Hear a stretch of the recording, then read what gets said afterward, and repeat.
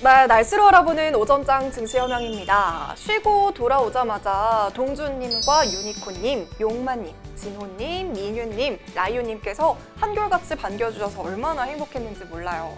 우리는 10가지의 즐겁고 좋은 일이 있어도 한 가지의 나쁜 일이 있으면 그 일이 되게 커 보이고 내 기분을 좌우하는 경우가 많죠. 하지만 10가지의 좋은 일로 시선을 돌리면 한 가지 나쁜 일이 보이지 않게 되는 것 같아요. 여러분이 저에게 그런 존재입니다. 제 삶의 10가지 행복한 부분을 차지하는. 네, 그럼 10월 21일 증시 기상도 시작할게요. 먼저 맑은 날씨를 보여주고 있는 지역에는 CJ 시푸드와 파워로직스, 보합권에는 SK 머티리얼즈, 흐린 지역에는 헬릭스미스 위치해 있습니다. 전체적인 종목을 한눈에 볼 수 있도록 표로 정리해봤습니다. 화면으로 살펴보시죠. 네, 먼저 해가 반짝 떠있는 CJ 시푸드입니다. 일본의 원전 오염수 방류 논란이 점점 확산이 되고 있습니다. 다음 주인 27일에는 일본 정부에서 후쿠시마 원전 오염수를 바다로 방류할지 여부를 결정하는데요. 일단 일본 정부에서는 오염수 전용 장치를 통해서 정화한 정화수라고 주장을 하고 있지만요. 여전히 방사성 물질인 삼중수소가 남아있는 것으로 알려졌습니다. 문제는 국제원자력기구에서도 일본의 해양 방류에 대해서 반대하지 않아서 현실적으로 이를 막을 방법은 없는 상황입니다.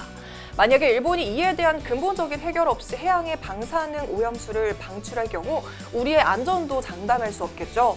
후쿠시마 원전 내 오염수 삼중수소 농도는 리터당 평균 58만 베크렐 수준으로 일본 배출 기준치인 리터당 6만 베크렐을 크게 웃도는 수치입니다.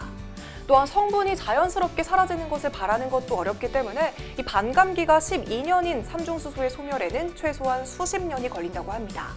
이에 대해서 국내에서는 우려의 목소리가 일고 있는데요. 원희룡 제주도 지사는 일본 정부에 대한 민형사 소송과 국제재판소 소송 등 모든 수단을 동원해서 대응할 것이라고 밝혔고요. 김상희 더불어민주당 의원은 일본산 수산물 수입을 전면 중단해야 한다는 의견도 내세우고 있습니다. 이에 대한 수혜주가 바로 CJ 시푸드인데요. 수산물 가공식품 전문업체로 일본의 오염수 이슈가 있을 때마다 항상 주가의 움직임을 보였던 종목입니다. 이번 27일 결과를 앞두고 주가에도 또 한 번 긍정적인 영향을 받을 수 있을 것으로 전망되고 있습니다. 자, 이어서 파워로직스입니다. 파워로직스는 어제도 상한가에 도달했던 종목인데요.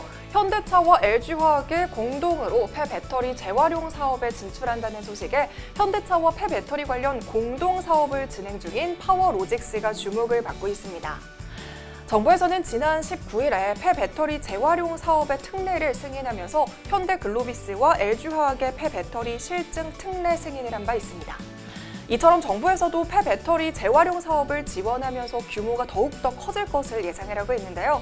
2050년까지 예상되는 글로벌 폐배터리 재활용 시장 규모는 600조 규모로 전망을 하고 있습니다. 여기에 파워로직스는 앞서도 말한 것처럼 현대차그룹과 폐배터리 재활용과 관련해서 공동 사업을 하고 있는데요. 파워로직스는 1차 연도에 200대 분량의 전기차 폐배터리와 함께 1000대의 배터리 트레이를 현대차그룹에 납품할 예정이라고 합니다. 이 점이 부각이 되면서 주가에 호재로 작용했습니다. 이어서 보합권에는 SK 머티리얼즈입니다. 어제 제가 데일리 핫이슈에서 SK 하이닉스의 인텔 낸드 사업 인수 소식을 전해드렸었죠. 이 소식에 반도체 소재 생산 기업인 SK 머티리얼즈의 커다란 수혜가 예상이 되고 있습니다.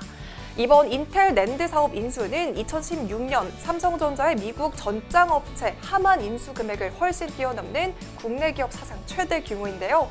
SK 하이닉스는 메모리 반도체 중 D램에 이어서 낸드 부분에서도 글로벌 2위 업체로 도약을 하게 됐습니다.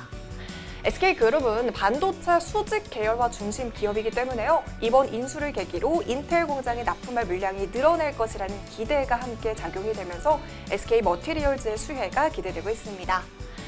마지막으로 흐림을 기록하고 있는 종목은 헬릭스미스입니다.